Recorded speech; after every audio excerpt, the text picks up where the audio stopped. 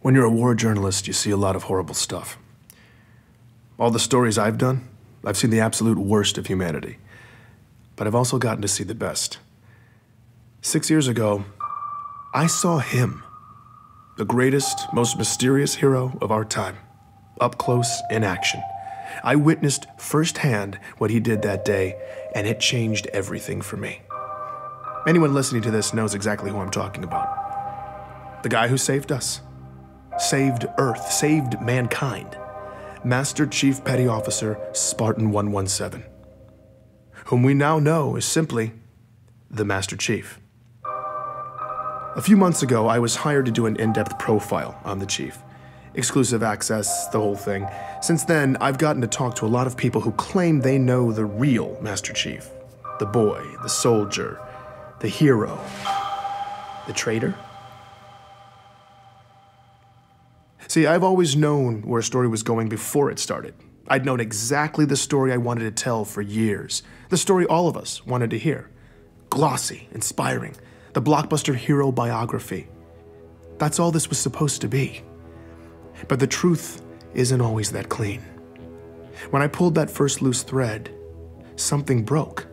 Now everything is caving in, and I find myself stuck with all these ugly questions I never intended to ask. Fabricated histories? People who aren't who they say they are? Cover-ups of cover-ups? That steady drumbeat of theories that used to sound insane, now they don't seem so out there. And these disturbing rumors, reports of anomalies. Something big is happening in deep space, and I can't even corroborate a single fact about one man's life. It's clear to me now. I can't fix the pretty story, but maybe I can break the ugly one.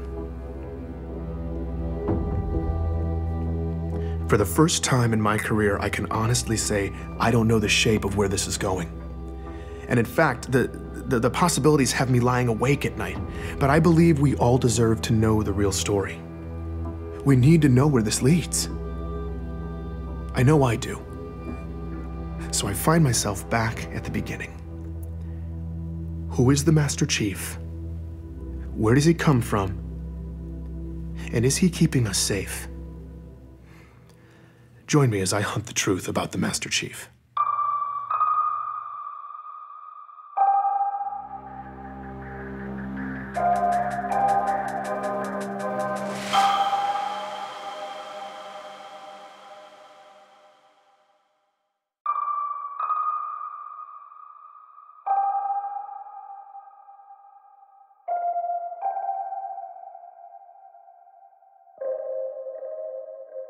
There's a story you tell yourself when the world blows up in your face.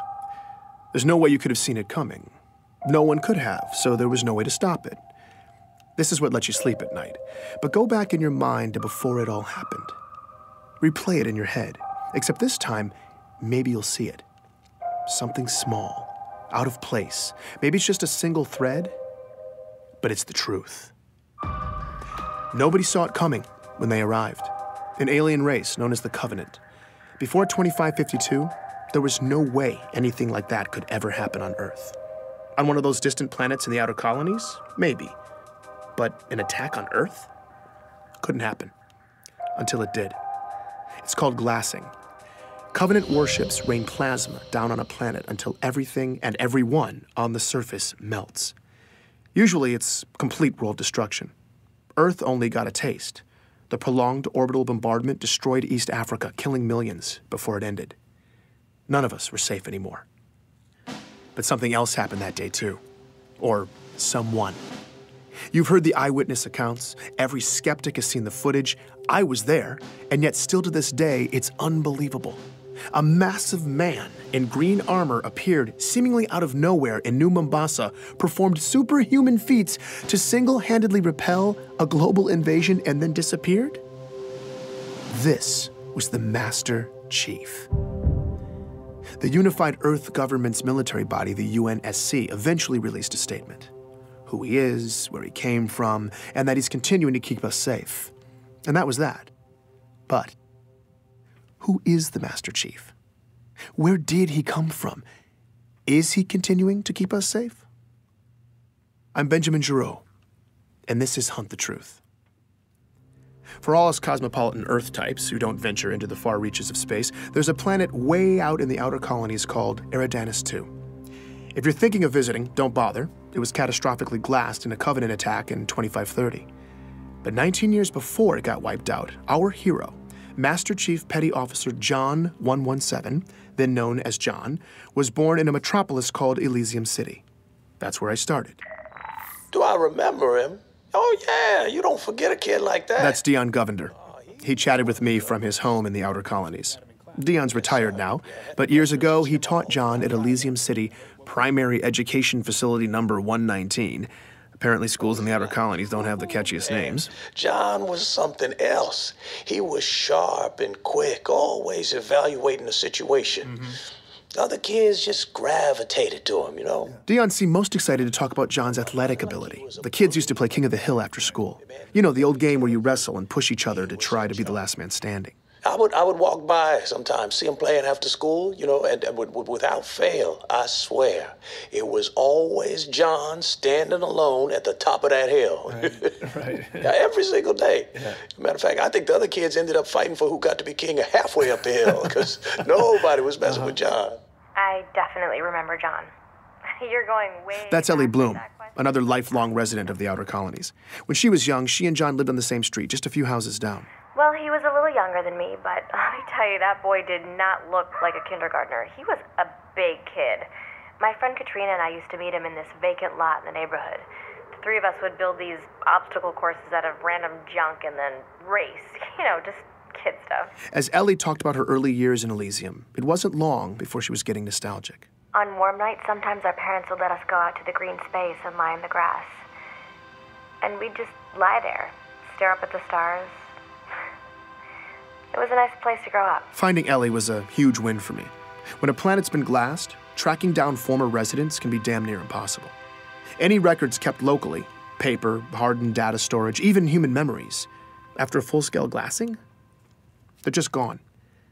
Thankfully, though, the Office of Naval Intelligence, or ONI, had furnished me with a list of interviewees.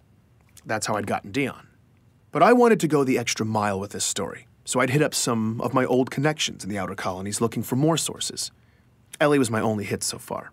Did you keep in touch with John? No, I wasn't allowed to use Waypoint much when I was little. But I did keep in touch with Katrina. We still talk, actually. You know, she probably remembers John. I'm gonna tell her I talked to you.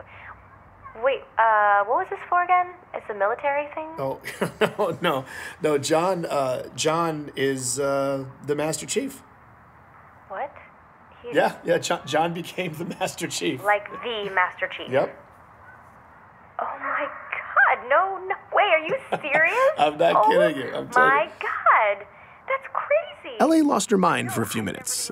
I guess it's not every day you find out that your childhood playmate saved the galaxy. Oh my God, now I'm definitely telling Katrina. I mean, she is gonna freak out. All right, so maybe Ellie wasn't gonna be much help. I needed more of the young warrior angle. Here's Dion again. The boxing story. No, what's that? Okay, so. Not yet. I taught the primary kids, you know, right? But I also ran this boxing league at the high school. Uh-huh. You know, second week, we're doing drills in the gym. John walks in. Yeah. Now, mind you, John is in 6th grade at the time. I say, hey, John, what's up? He says, I want to sign up for boxing. And I say, John, you're 12. You know, what are you talking about? But John was adamant. But I look at him and he ain't leaving. Right. So I said, okay, what the hell? Figure let it be a formative lesson for the kid. I don't know what it, so I put him in the ring with one of the smaller guys. John pummeled this boy. It was over in about 15 seconds, okay? So, well, all right, well, I put him in with this bruiser. Now, a real good fighter. Yeah. Okay? Good fighter. 2 punches. John laid him out. 12 years old. I liked talking to Dion. He was warm and funny in that grandfatherly memory lane kind of way. I realized I'd gotten lost in it all when the narrative took a dark turn. But then, one week, John just didn't show up. It was 25-24. John was 13. That's when the nightmare of the insurrection that had been plaguing the outer colonies finally landed on John's community. Under pressure from UNSC troops, the rebels were on their last leg, desperately seizing territory in the region and launching paranoid inquisitions to find spies. Civilian abductions and interrogations became commonplace. They would just, question you. Just these meaningless questions for hours and hours. Thomas Wu was living on a neighboring colony when the rebels showed up and hit hard, sweeping up Thomas and thousands of others in raids. What followed was months of horribly overcrowded detainment, neglect, and often constant questioning. Did you know this guy? What are the encryption codes for this system, that system? And you have no idea what they're even asking you. In the final couple months, Thomas says his captors started coming unhinged, and then toward the end, they just disappeared, leaving Thomas and hundreds of others locked up, starving. I don't want to play this part of the interview, but I'll tell you, it got bad. He talks about being packed in like sardines, warm bodies, cold bodies, people dying in the dark, the smell. He doesn't know how long it lasted, maybe weeks, but Thomas and many others survived. They made it out. Well, we helped each other. We looked out for each other. And I mean that was the only way. We made it through to the liberation, and then we left. We never looked back. When I asked him where the survivors relocated to, Thomas began to list off which cities were safe for refugees at the time. Decades later, he can still recite them all from memory. I asked about John's hometown. Perth City. What about Elysium City? No. Insurrectionist cesspool. Yeah, no, they got it bad there. Dion Govender confirms this. In Elysium City, people just disappeared back then. Just happened. Once the insurrectionists took over, whole neighborhoods just got scooped up. This went on for months. Every day. He talks about watching his community get torn apart slowly, every day. I asked him about John. Yeah. Him and his parents. Sean missed the first practice and the last one. Back then, it seemed like everybody had... I'm sorry. No, it's fine. Take your time. It was hard watching Dion break down like this. He just looked defeated. These kinds of interviews are brutal. I wanted to comfort him, but it just felt condescending. Like I have any idea what it was like for him. So we were quiet for a bit. Before we ended, though, he said this. I think that if anything good can be said to have come from all of this, it's that everyone who went through it can know that their struggle wasn't for nothing. When you have a young man who can rise up from something like this and do what John has done, he honors all of us. Dion believed in John the way the rest of us believe in the Master Chief. He made it seem like this tragedy that shaped him was almost necessary. I certainly felt like I had the proper beginnings to a hero's origin story. The story made sense. It felt right. Sometimes you have to go back, though. Look again, because maybe you'll see something small, out of place, that single thread. Later that evening, after my interview with Dion, I was pretty drained, so I spent some time sifting through a bunch of file boxes.